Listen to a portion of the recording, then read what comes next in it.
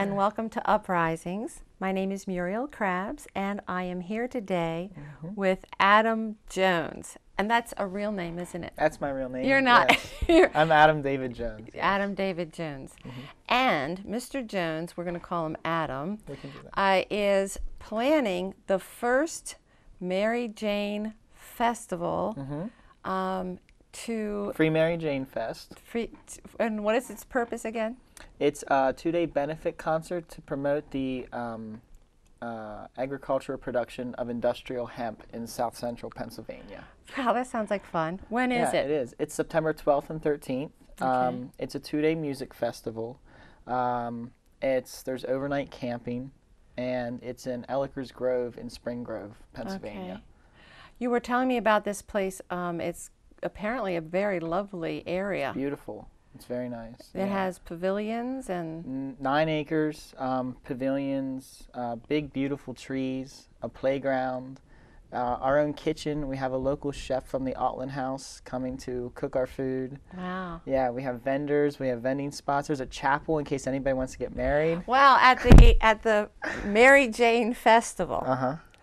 All right. Now, most people. Well, first of all, before we get there, you are by trade an actor. Yes. I trained at NYU and Lee Strasberg Theater and Film Institute in New York City. And I lived there for 8 years. And I came back here to South Central Pennsylvania, where I was born, 16 months ago. I worked at Eichelberger Performing Arts Center for 6 months, and now I work in Westminster teaching acting. Oh, how nice. Yes. So, how does that work with industrial hemp, or is it? Well, it doesn't really. This is more of a side project for me. My friend and I created a nonprofit company called The Down Vibe, and its purpose is to promote nonprofits in this area, particularly when they have to do with liberalization of what we consider to be unnecessary laws, and in this case against farmers. So you say it's for the to benefit industrial hemp. I guess the decriminalization of that. No. It's not actually a criminal act to grow hemp. It's regulated by the DEA, and there are approximately 12 different farmers throughout the country who can grow hemp, but the red tape is almost impossible to get through. And it's not actually illegal, it's just highly regulated. So essentially, no one gets... So if you don't get the license... You don't get the license, you don't right. get to do it. Badges? We ain't got no Right, badges. right. We don't... So, we ain't got no stinking badges. That's right. We don't need no stinking badges. Yeah. Well, you need a stinking badge if you want to grow hemp. I know, and it doesn't make any sense. It's wild. I know. Tell us about the history of hemp farming in this area. Let me just first preface that we have a local hemp scholar. His name is Les Stark, and he's from Lancaster County, Pennsylvania, who will be speaking at our event. He'll be giving at least 2 lectures, probably more. And he gave me a lot of the information that I know today, which really got me excited about this event. Hemp was grown all over the 13 colonies right from the beginning. In 1619, it was mandatory in Jamestown for the farmers to grow hemp because it was such an important crop. But basically everybody wanted to do it anyway because our clothes were made out of it, our linen was made out of it, our napkins, our paper. Hemp has 90%, I believe, fiber in it compared to 30% in a tree.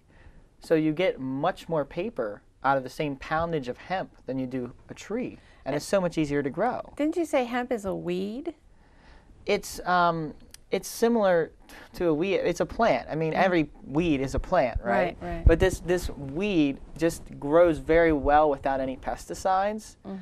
It grows in kind of clumps, and it basically deters any other plants from overtaking it. Plus, it puts more nutrients back into the soil than a lot of the stuff we grow now, like corn in this area. And so anyway, from a very early time, Lancaster and York County produced more hemp than anywhere else in the United States, probably even the Western Hemisphere. George Washington, Ben Franklin, they used to write to their friends and people, and we have record of this, about how Lancaster and York County were so beneficial to the economy of the early Americas because of their hemp production. Wow. Yeah. Did you tell me that the Declaration of Independence is written on hemp? Yes, it was. On hemp paper. On hemp paper. Yes, it was. Wow. You have to realize how important it was to the economy back then, and I believe possibly how important it could be to our economy now. Mm-hmm. It was like I said, it was everything. Rope was made from hemp. Lancaster and York County were so big for hemp because Philadelphia was so close by, and every single ship required 60 tons of hemp fabrics, ropes, and other things to make the ship, work. And that had to be replaced every 2 years. So the demand for hemp was extremely, prolific at that time. And it continued to be extremely prolific up until the cotton gin really started to overtake our major, what we made most of our clothes out of became cotton because of cotton gin. We just made it so much cheaper to take the seeds out of cotton. But the hemp is still used for ropes a significant amount of. It is, but none of it's produced in the United States. It's all grown everywhere else, and then we have to import it. Well, that's pretty sad. It is sad. Canada loves us because we regulate it so much, and their farmers are making money off of it like every year. For all these products that you're talking about. For all these products that we could be talking about. There's a Sean Meadows, I believe. He's based out of Lancaster. He makes hemp pretzels, and he has a very good business selling hemp products. But he has to import, and he lives in Lancaster. Like this is the center of hemp, like in the Western Hemisphere, right here. Well, wait a minute. Is Hempfield in? Hempfield, yes, East and West Hempfield Township. That's why they call it Hempfield. For years and years and years, that was just common, And that's you think they have any of their seeds left over there somewhere in somebody's basement? Oh, I don't know. They do have a lot of the stone mills. You can still find them sometimes in fields that were abandoned and stuff like that. You can find the stones that they use to mill the hemp, because after you break the stalk, if you want to make it very fine to make like nice clothing, not rough clothing, you have to like roll this. They used to roll a stone over it, and that would break it up even more. And then from there, you can make very fine fabrics. Is that so? The linen is made that way, is it? Yeah. Okay. Linen or a handkerchief or. So if farmers in Pennsylvania could grow hemp, they could sell it using it for ropes and clothing and paper. Food.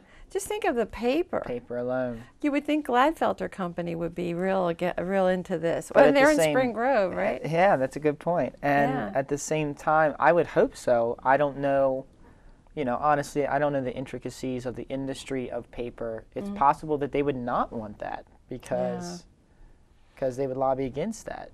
Perhaps. But let me say, all the farmers of of Pennsylvania got together in 2000. And they drafted a proposition to lobby the federal government to let us grow hemp again because we can make a lot of money off of it and because it's good for the soil and it's good for farmers. So it's a very, a lot of people have a lot of fear of it, but it's supported by, the people that it means the most to, and that's our local farmers. Right. The other thing that I had heard is that the hemp, the seed can be used for oil? Yes, hemp oil can be used for a lot of different things. They can be used for cosmetic products. We don't even know how much it could be used for because we're not allowed to research it. Not really. Oh, I see. When did it become so regulated? In 1938. Okay, so we did in fact have the what's that engine called that's in cars or truck? Diesel engine. Well, diesel, but also just a combustion engine. Okay. Okay, so they use gasoline for. Could instead of ethanol, could you have hempanol or?